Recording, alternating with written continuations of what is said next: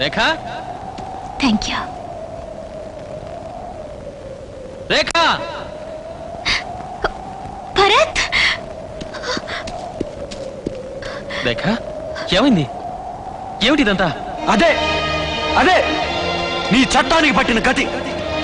తల్లాగే తన పరువుని మానాన్ని కాపాడుకోవాలని పరుగులు తీస్తూ అమ్మాయి జీవితమైన నాశనమై ఉండేది.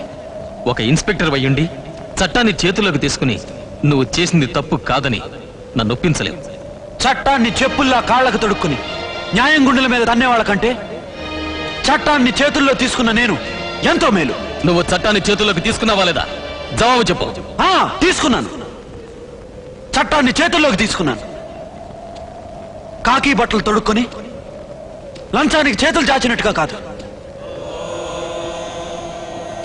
చట్టాన్ని ఒక పవిత్రమైన భగవద్గీతగా తీసుకున్నాను. అవును, రేపు జరగబోయే కురుక్షేత్రంలో ధర్మయుద్ధం చేస్తాను. నీలా ప్రతి ఒక్కరూ ధర్మయుద్ధం చేస్తే ప్రపంచంలో కోర్టులకి పోలీస్ స్టేషన్లకి స్థానం లేదు.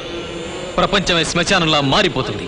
మారితే మారని, కానీ పవిత్రమైన భూమి మీద విషపు మొక్కలు మలవటానికి నేను ఒప్పుకోను.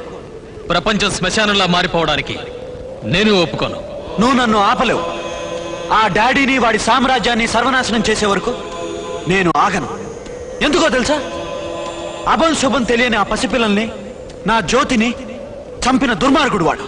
అలా అనడానికి నీ దగ్గర సాక్ష్యాలే ఉన్నాయి. నా దగ్గర సాక్ష్యాలు లేవు గాని నా చేతిలో వాడు చావు రాసు. స్నేహితుడివి కనుక వార్నింగ్ ఇస్తున్నాను.